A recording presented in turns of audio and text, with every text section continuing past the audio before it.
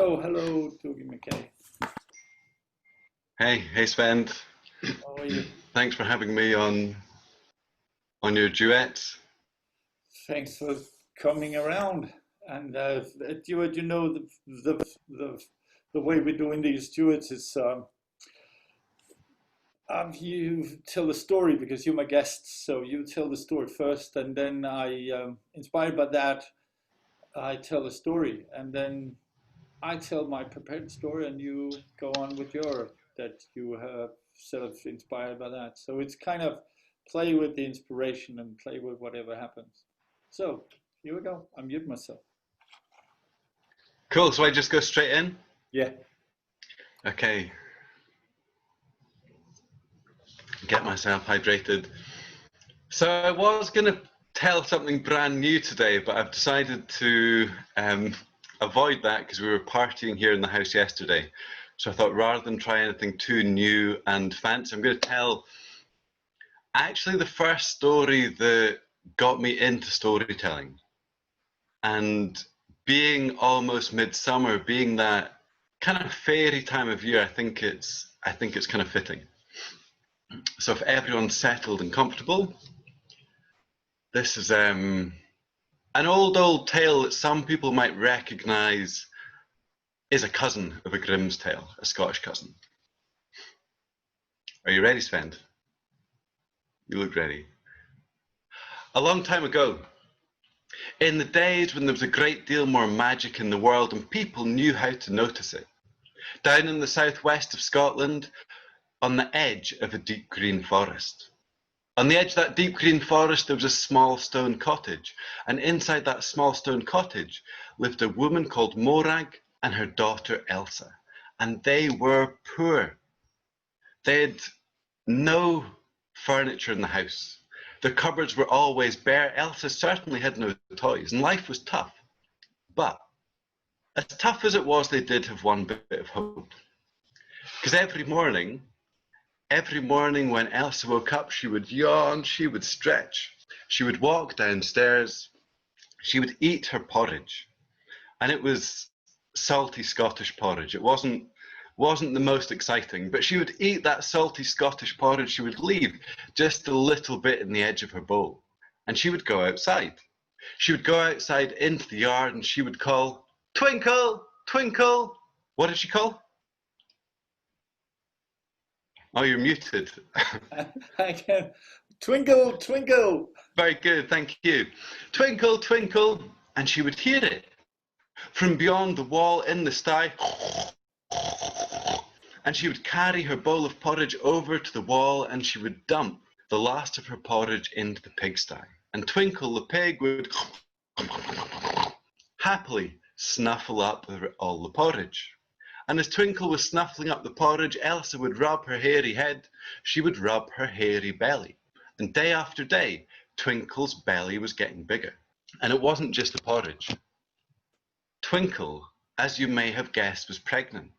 And they thought, when Twinkle has these piglets, when they get to a big enough size, we can sell them to a nice, friendly farmer. And with the money we get from the piglets, then we can buy food, we can buy furniture for the house, we can live a better life, and at least we'll make it through the winter. So this was their hope. One day like any other. Elsa woke up, she yawned, she stretched, she went downstairs, she ate her salty porridge, she went outside. What did she call? Twinkle, twinkle. Twinkle, twinkle. Just like that, beautiful. Silence. She called it again. Twinkle, twinkle. Silence. When she walked to the wall, when she looked over into the sty, there was the pig lying on its side. Ears flopped down, tail out straight, breathing slow, heavy breaths. And she knew just from looking at it there was something desperately wrong. She said, "Mom, Mom, Mom, come and look, there's something wrong with the pig, come and look at it." And her mother, Morag, ran downstairs. She ran out, and she just, by looking at that pig, knew it was seriously ill, that it didn't have much time left in this world. And she said, "It's too much. Life is hard enough already. Twinkle the pig is our only hope. If we lose Twinkle, then all hope is lost. We'll never make it through the winter." And she broke down and she cried. And through her tears she prayed. She said, if only someone could make our pig well again, then I'd give them anything at all I would give if only someone could heal our pig. And just at that moment, there was a light, faint tinkle coming from the forest. And the wind picked up and the leaves rustled, and before they knew it, skipping through the forest was a little woman. A small woman with a pointy green hat, a green dress, a purple flower on her chest, carrying a basket full of flowers and mushrooms. And she said, did I hear someone in need of healing? And they said, yes, if only someone could heal our pig, then we'd do anything. We'd give them anything we had to give.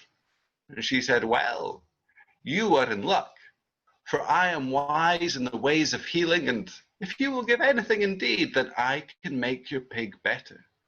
And they said, if you would, we'd be so grateful. We'd give whatever you want, apples from the tree, flowers from the garden. The one painting we've got in the house, it's yours, if only you can help us. And so the woman, she reached into her pocket. She took out a little green bottle. She pulled out the cork and she went to that pig and dripped 3 drops upon its ear. And as she dripped 3 drops, she spoke these words. She said, pitter patter, healing water. And the pig's ears went, spring. Well, she went to the pig's tail. She dripped 3 drops and spoke those words again. Pitter patter, healing water, spring. She dripped 3 drops on each of the pig's legs, and it was up running about. She dripped it on its snout. Pitter patter, healing water. And the pig was up running around and snuffling up its porridge, as happy and healthy as it had ever been. And they were delighted. They were so grateful. They said, thank you, sweet old lady. You've helped us. You've saved our pig. And now we have hope. Now we will make it through the winter for sure. Now, what would you like? Don't tell me. You look like the sort of woman who likes a good rosy apple. Go and take as many as you want from the tree. I dinna want your apples, she said. Well, how about some flowers from the garden? There's still some in bloom. Why would I want your flowers when all of the flowers in the forest are mine already? They said, well, what would you like? Go into the house, whatever you like, you can take it. I don't want anything from your house. Well, what do you want? What I want is your bairn, your child. I want her to come away with me and live in the forest and do all the jobs that I don't want to do. And as she spoke these words, they realized this was no ordinary little healing lady. This was one of the wee folk, one of the fairies, and the wicked one at that. And they said, please don't take my child. There must be something. No, I want your child. Give me what is mine. Your word is binding. Well, Morag thought back to all the stories she'd heard as a child, and she knew, she remembered from way in the back of her mind that there's always a way to break these contracts with the fairy folk. There must be something. Tell me what it is. Surely there is something. And eventually, the wee lady relented. She said, if you can find my true name, if you can speak my true name, then the contract will be broken. But you will never guess it. It's 1 in a million. You have 3 days. Then I will be back to claim what is mine. And with that, she disappeared into the forest. Well, what could the fairy be called? They thought of all the usual names, Buttercup and Lilac and all the usual flower fairy names. But they thought, no, it's never going to be something as obvious as that. How could they guess? Well, this story's from back in the olden days, when people still watched Who Wants to Be a Millionaire. And as they sat down on Saturday night watching the TV and they heard, would you like to phone a friend? They thought, that's it. If we don't know it, we need to ask someone else. And the next day, Morag went down to the town. She walked to the town of Kittle Rumpet. And everyone she saw, she said, have you ever seen a little lady I think might be a fairy? Does anyone know her name? And everyone looked at her like she was mad. The next day, she went to the next town, but they'd already heard the stories of the woman who was ranting and raving about fairies. And when they saw her coming, they crossed the road before she even reached them. The 3rd day, she went to the 3rd town, and Elsa waited at home and thought, she's never going to find it. She's never going to get the name of this fairy. If I want to break this spell, I need to do it myself. So off she went. And she didn't go to the town to ask the common folk. She went into the forest because that's where she'd seen the fairy come from and go back to. She walked deep into the forest and she saw many things. She saw birch and oak and hazel trees rowan with their red berries. She saw the squirrels scurrying up the branches, hopping from tree to tree. What else did she see, Svend? A fox. So the fox with bushy tail, big tail, scampering around, the rabbits hopping. She heard the birds singing in the trees. Saw many things, but did she see the fairy? No. No matter how hard she looked, no matter how hard she listened, not so much as a trace of this little woman. And the sun began to sink in the west. The forest was growing dark, and she thought, I'm never going to find the name of this fairy. I don't want to live with this fairy. I want to stay at home with my mum and with Twinkle. I don't want to go and live with this weird creature in the middle of the woods. And it was too much for her. She sat down in a tree stump and she cried. And she cried and she cried and she cried. And she cried and she cried till she had no tears left. And as she sat there, snuffling and crying and wiping the worst of her snot on her sleeve, she heard a sound. She looked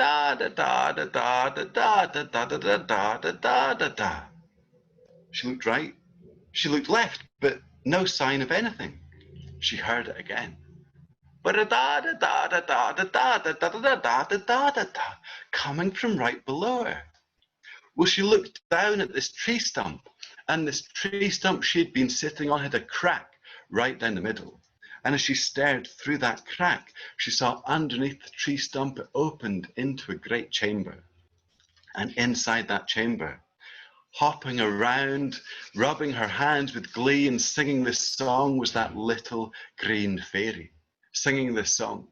Little Ken's the good wife that lives at hame, that whoopity stoorie is my name. What she does not know she cannot say, her child will be mine this very day. That was the fairy's name. What was it? Chubbity-choory? Almost. Whoopity-stoorie. Whoopsie-doorie. And she jumped up from that tree stump, she turned, she ran through the forest, past the squirrels and the foxes and the flowers. She came back to that little stone cottage. She burst into the house and said, Mum, Mum, Mum, I found the name of that fairy here. And she whispered it to her. But when she comes, maybe we'll have some fun. Well, that evening, the door knocked. They opened the door. There was the woman in her little pointy hat. Give me what is mine. At least give us our 3 guesses, they pleaded. Very well, but you will never get it right. Is your name Tinkerbell? Don't be ridiculous. Who would call a fairy Tinkerbell? Is your name Rumpelstiltskin? You've been reading too many Grimm's fairy tales. Is your name Whoopity Stoorie? And as they spoke the fairy's true name, she clenched her fists. Her arms started trembling. Her face went bright red, then purple, and then whoosh, she shot up into the air like a rocket and disappeared out across the trees. And it said they didn't see her again. But in time, Twinkle's belly grew. It got bigger and bigger and bigger. And in time, she gave birth to 6 healthy, happy piglets. And when they were of a big enough size, they sold those piglets to an animal sanctuary where they lived long and happy lives. And with the money they got from those piglets, they bought furniture, they bought nice food, they bought clothes, they even bought toys. And it said that Elsa and her mother and even Twinkle the pig, they lived long and happy lives. And throughout their long and happy lives, they always remembered the name of that fairy, Whoopity Stoorie. Just in case it got them out of a spot of bother in the future. Whoopity Stoorie. And I suggest that you do the same, as it might get you out of trouble in the future too. And that is the end of that story. Thank you, man. What a beautiful story. Wow. And I'm gonna invite you in for in a couple of months or whenever it is. Then you can tell this story that you sort of so fresh and everything. But this was wonderful. Yeah, it's close. It's such a good story. It's such a good story. I just want to sit with it a bit longer before I tell Yeah, it. yeah. That's The one other of the one. things that I've discovered, that you should take care of the stories that you're going to tell. I did a recording with Alice the other day. It was like, oh, not finished yet. I have to munch on it a little bit. But that story, Yeah, thank you so much. And I always like when you pleasure. tell that you always ask these questions. Did you go, what? It's so cool. It's so cool. And then you see the fox very clearly in front of you, because that's what you asked me to see. Mm. And then there's suddenly this fox coming in with the long red tail. But I'm Yeah, going to I tell love to you get about ideas Katerine. from other folk that I might not have thought of. So yeah, thanks for being up for that. Oh, that's so good. So, I'm going to tell you about Katerine, inspired by your story.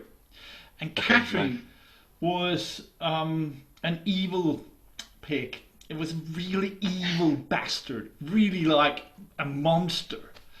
I mean, she was born on a very beautiful summer day, and Rourke, her owner, the owner of the pig there, was giving names to all of these small ones. And then at one point, he was going for one of the piglets, and then he was snapping his fingers and, oh, you're gonna be called Katerine, your little devil. And from that moment, it was decisive how that life's gonna be for Katerine. She was evil. I mean, she just pushed everyone away, all her brothers and sisters. I'm gonna eat. And then eventually they became smaller and smaller, and she became bigger and bigger. And one day she just ate them all. So she was alone in the pigsty. And when she grew up to become, big enough to have small ones, the male pig is called an orne in Danish. What do you call him? What do we call him? I don't know. A male pig. Well, you know what she's there for, Hog, right? maybe. So to deliver what he has to deliver, and Katerine then have to be pregnant. But after that incident with Katerine, he was walking around with a very sad face, and he was going, "Oh, what's going on here?" And then she gave birth to 7 of these very beautiful small piglets. And Rourke came, the owner of the pig, Katerine there, and said, and thought that was good. I mean, a mother's heart that always wins over all the evilness in the world, because she lined all 7 up and licked each one of them. And he was going like, "Oh, that's so beautiful." And then she ate all of 7. And he went like, "Oh, that's so evil that even I can't have that. I'm gonna get rid of this very, very mean big pig, Katerine." So he tied a rope, and he was on his way out, and then there was a knock on the door. It was 2 of the brothers from the monastery, and they knew that Rourke was evil and that he probably never gonna give them anything. But these 2 brothers, one was thin and had a deep, very, very deep faith in the God, and one was a little fatter and believed in what was happening right now, and he liked to maybe have a bacon or 2. And you saw Katerine was fat. It was really like there was a lot of meat on that one. When Rourke came out with the big Katerine there with a rope tied around, he saw these 2 monks, and they were asking, "Can you please give us a contribution?" And he looked at them with a devilish smile and said, "You can have Katerine. Take Katerine." And they went like, "What? This is just big. That's fantastic. Look, they're gonna greet us all and be very happy in the monastery. This pig is so fantastic." So they took the rope and started walking. And they were talking about, they're going to be happy at the monastery and everything's going to be fine. And then suddenly the tall one felt it. Katerine was suddenly coming to the leg there, the under leg, and took a big bite. Ow! And they had to flee up in the tree there, and they were going like, what are we going to do about this? And then they heard the sound of the Ruach, the owner of Katerine. He was really dying of laughter by the door, and Katerine was just sitting there with her evil eyes looking at them. So the thin one, the one with the big faith in his heart, he believed very strongly in God.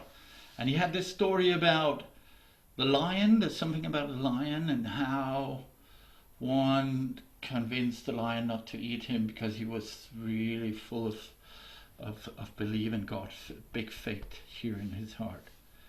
And then he thought, all right, I'm going to try it. He took his cross, had it out here from his, underneath the garment there, and he was like dingling like this.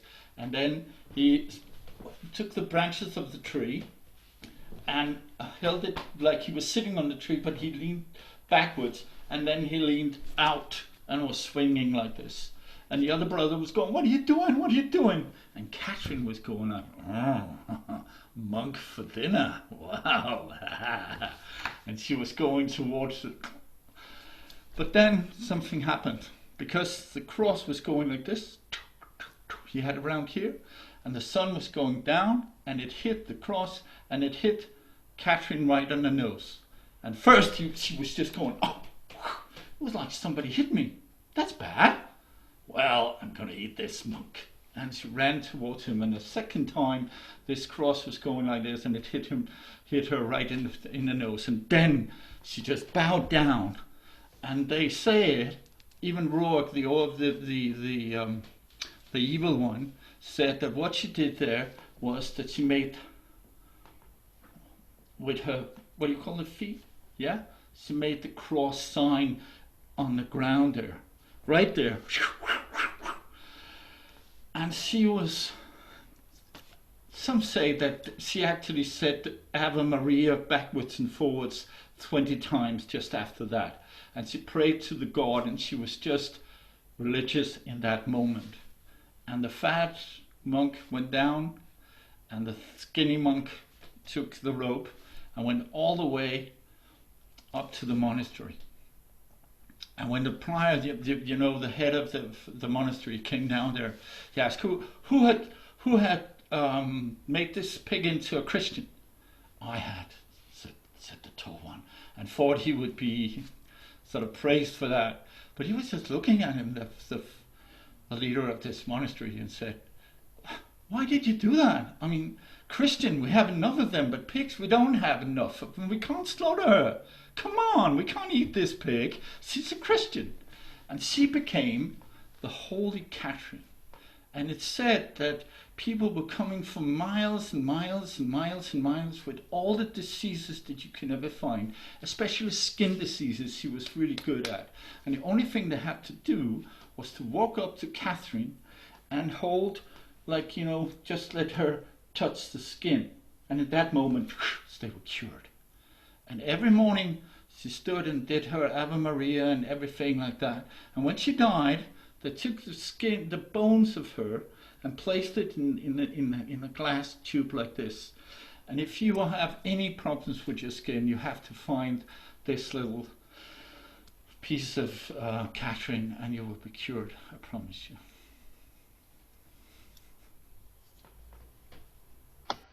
Wow, that's I've never heard of a saintly pig before. No. It's a wild story.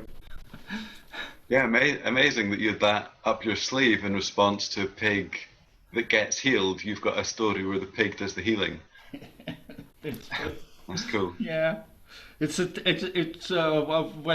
I was a young man, I read a lot of John Steinbeck's small stories, the short stories. It's one of them from the Long Valley, I think. I was just intrigued by it immediately when I read it. It was just like, there's something going on there. Mm.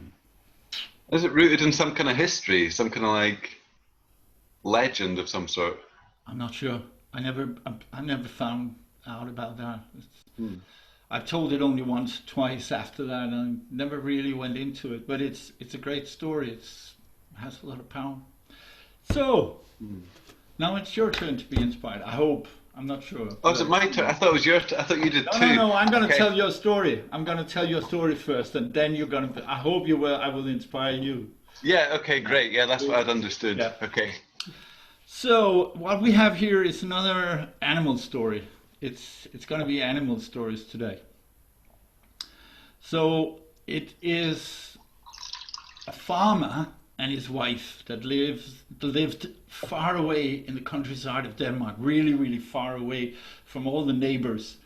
And they had a good life. They really enjoyed their life. They liked where they lived, and they have calves and cows, and they were doing good in this, except for one thing.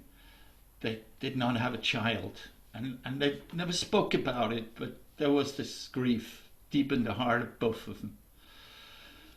One day, as he was walking around on the farm there, he heard a voice, her voice, and it was talking very gentle, very kind, very lovingly to someone.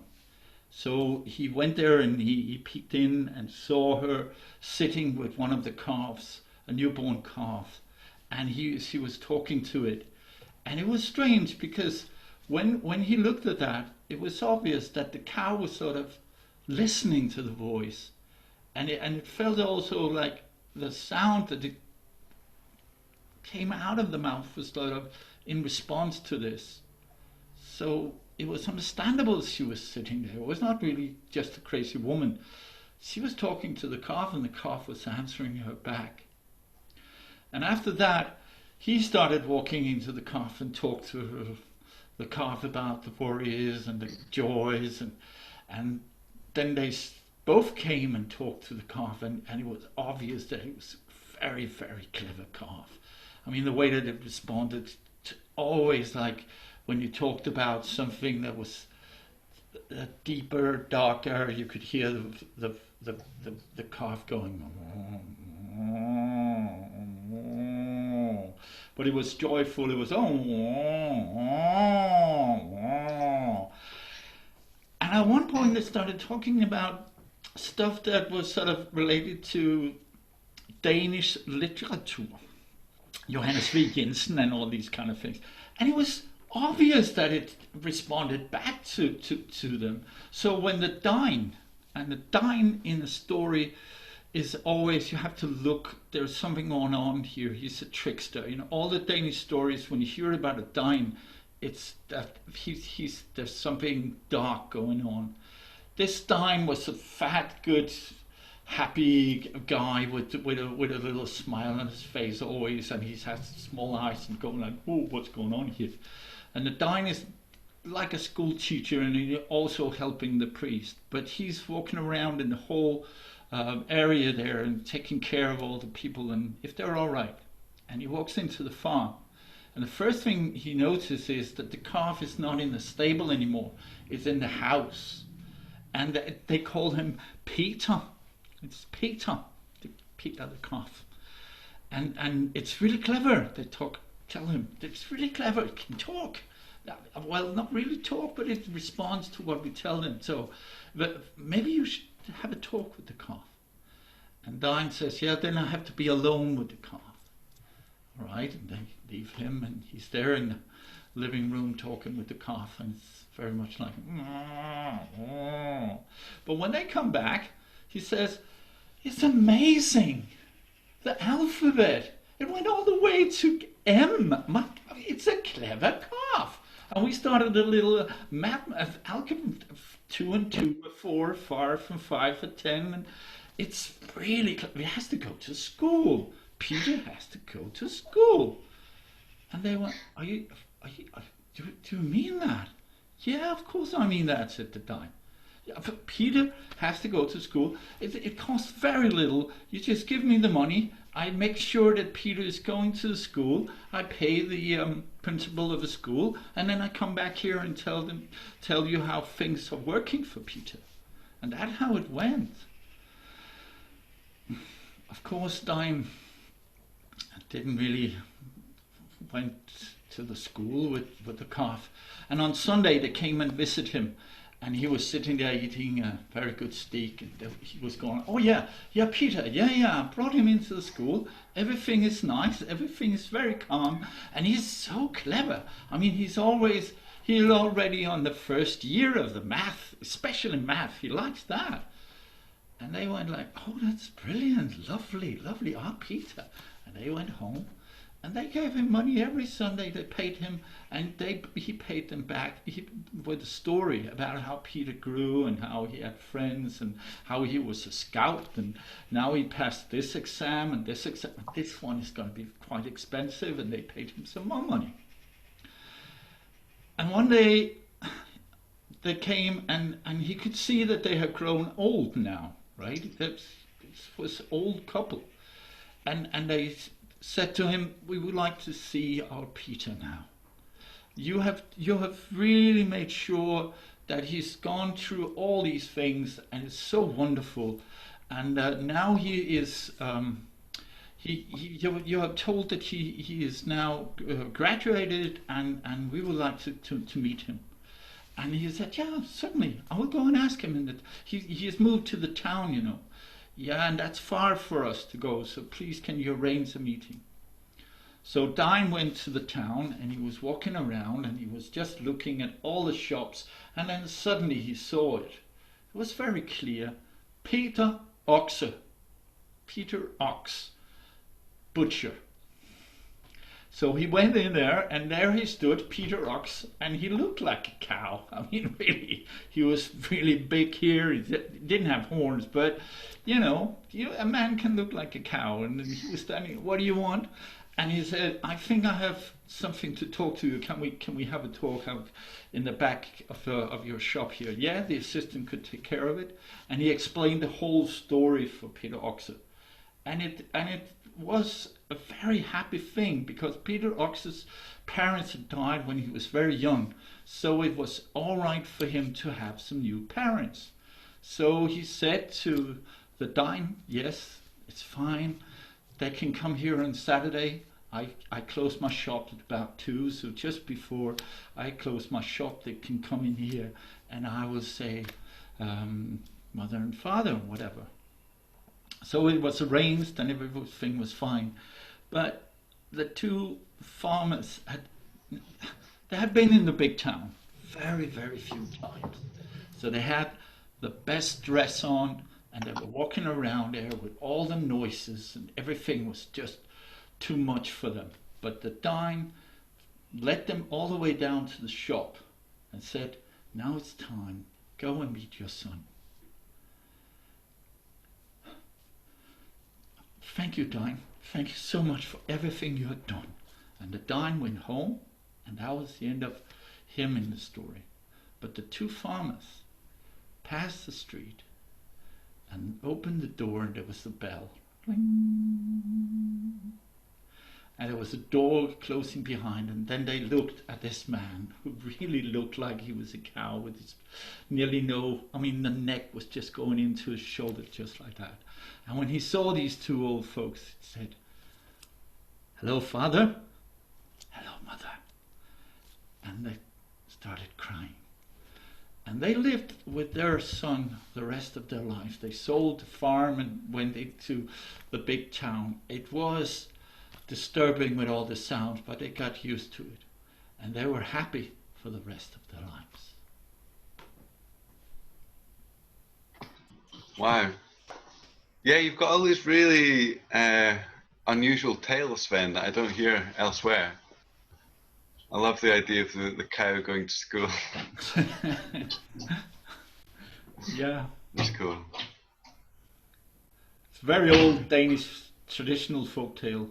Yeah. Mm. Mm. Yeah, it totally does make me,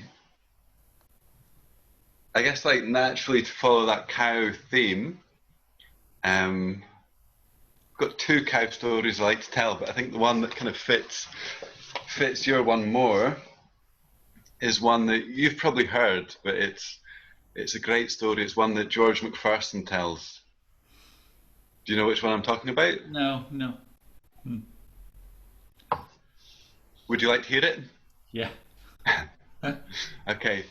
So this is one from the Isle of Skye. For anyone that's not aware, George Macpherson is this Scottish storytelling elder. He's one of our remaining Shenikis or tradition bearers that's been, yeah, he grew up learning stories. His grandfather told stories, so-and-so, so-and-so, and so-and-so, back into the midst of time. So this is one that he tells, and again, it's one that one of the first stories I feel like I really fell in love with.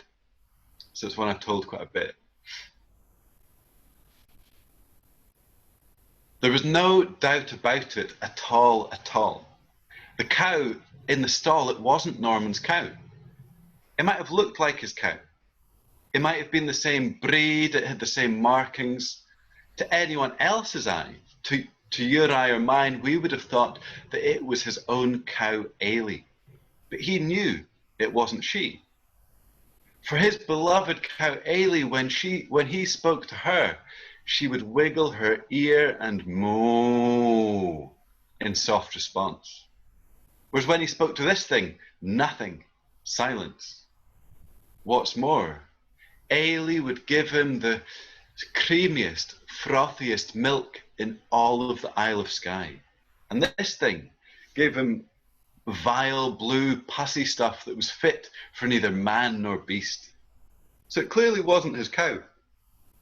And that was a serious thing for Norman.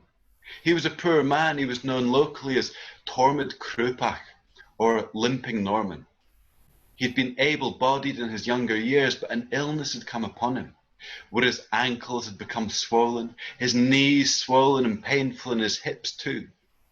It was hard for him to work. It was hard for him to make a living and sustain himself. He had to get his neighbours to help him bring in the harvest.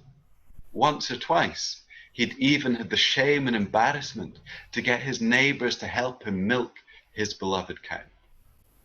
So he was a poor man. Ailey was all he had, depended on her for the milk and for companionship. So without her, with this changeling beast in his barn, he was stuck. He thought long and hard. He scratched his hairy chin and gazed up at the sky, and he thought, well, if anyone knows what to do, it'll be old Isabel. And so he made his way painfully and slowly down the glen. A beautiful, clear Scottish summer's day with the clouds swirling, little wisps of cloud, and the sea shimmering. He could see out across the glistening sea to all the different islands in the distance. And he eventually made his way to the wise woman's house, knocked on the door. It opened up. "Ah, Norman, it's yourself. Come in, come in." And he was welcomed to sit down by the peat fire. He was given oat cakes, he was given cups of tea, and she said, "Well now, Norman, what brings you here?"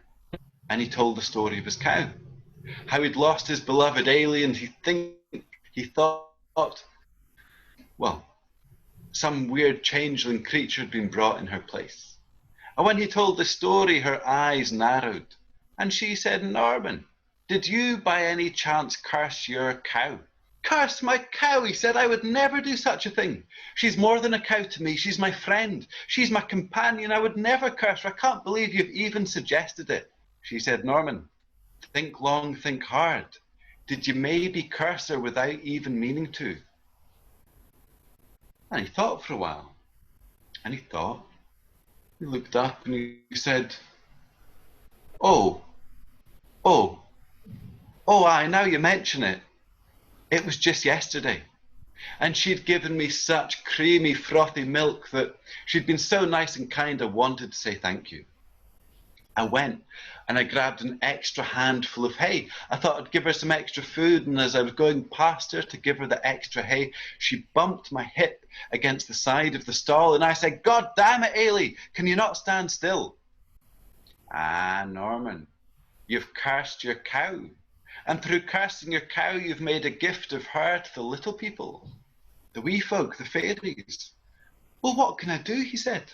"I'm a poor man. She's all I've got. I need to get her back." "Well, when dealing with the fairies, there's no guarantee, Norman. There may be danger in it for yourself." "Whatever it takes," he said, "I will do it, for that cow means everything to me." "Well, there's no guarantees, Norman, but if you're to have any chance, you must do this. Go home and get dressed in your very finest clothes. And dressed in your very best, take a horseshoe nail and take a mallet and go out to the barn. You must find the dumb spot in the back of the cow. That's the place they used to press if the cow wasn't giving milk. You must press the dumb spot, find it, and with the nail, hammer it into the back of the cow. Well, he pulled a face a little bit like you, Svend. He wasn't too keen on that idea. But what choice did he have? And so he thanked her, made his way painfully home. As we've said, he was a poor man. He didn't have fancy clothes, but he did have a pair of deerskin boots that were well made and barely worn, so he pulled on the deerskin boots. He had a linen shirt, woven by the hand of his own mother, the last thing she'd given him, and dyed golden with saffron. He buttoned that up. He wrapped around a long length of tartan in the old Philomore kilt style, and he belted it up, buckled it up with his good, strong bullhide belt. And dressed in his very best, he got a horseshoe nail and he got his mallet, and he went out to the barn. When he got to the barn, when he saw that changeling cow and he realized what he had to do, the hair stood up on the back of his neck. But what choice did he have? He went. He found the dumb spot. He took his nail. He took his hammer and thwack and whoosh. As he hit the nail, he found himself lifting up. He floated out the barn. He floated down the glen. He could see again the islands and the sea shimmering all around. And he floated across the beautiful meadows in the glen, across the houses, across the sheep and the cows in the field, and he floated straight towards one small conical-shaped hill. When he got close to that hill, he saw there was an opening. He flew straight down that opening, flew down the tunnel, and he landed with a bump. And when he looked up, he was in a strange chamber. Flaming torches in the wall, tapestries all the colour of the earth. And all around him were little people. Little people just like you and I, but only as tall as his knee, and dressed in old-fashioned clothing, of course. And one old man with a long grey beard and a red and yellow tartan wrapped around him came forward and said, "Norman, what brings you here?" "I've come for my cow," said Norman.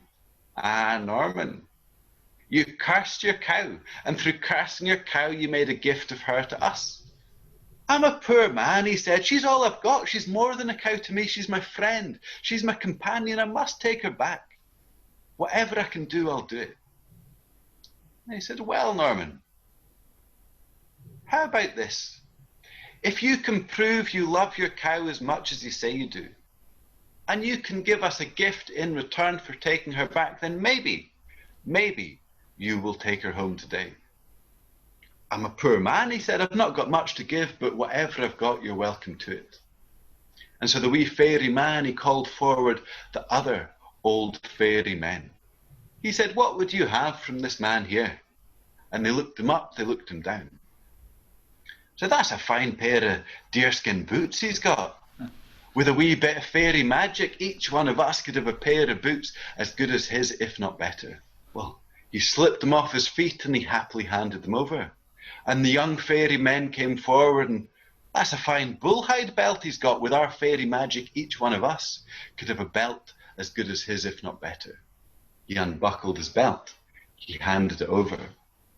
The older fairy woman came forward and they asked for the length of tartan that was wrapped around him. He handed that over.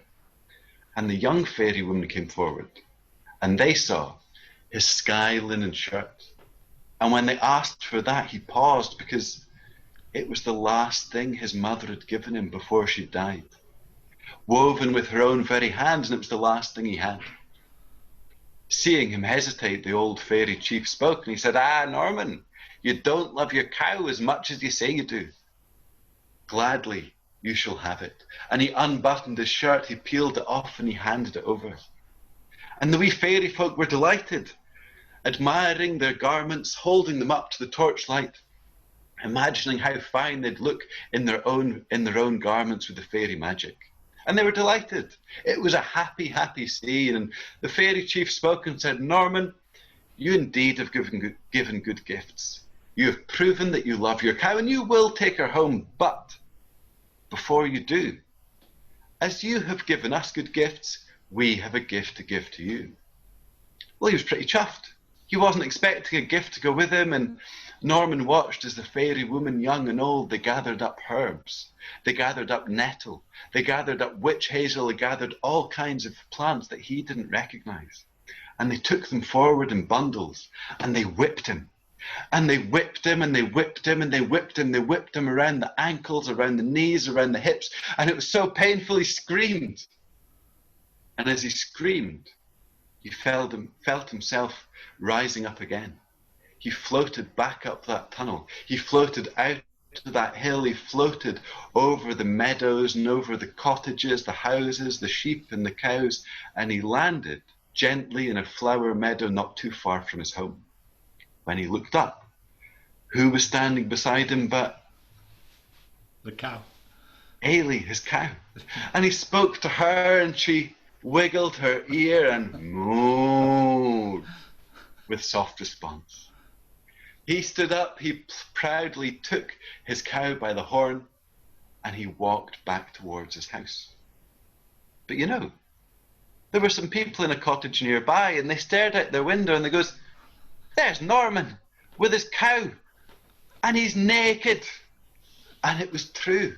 He looked down and he was as naked as the day he was born. But his legs, they were as strong and straight as they'd ever been. So from that day forward, he was no longer known as Tormod Krupak, limping Norman. He was known as Tormod Lom, naked Norman. But I think with his cow back, probably he was happy enough, even with that nickname. And that is the end of that story.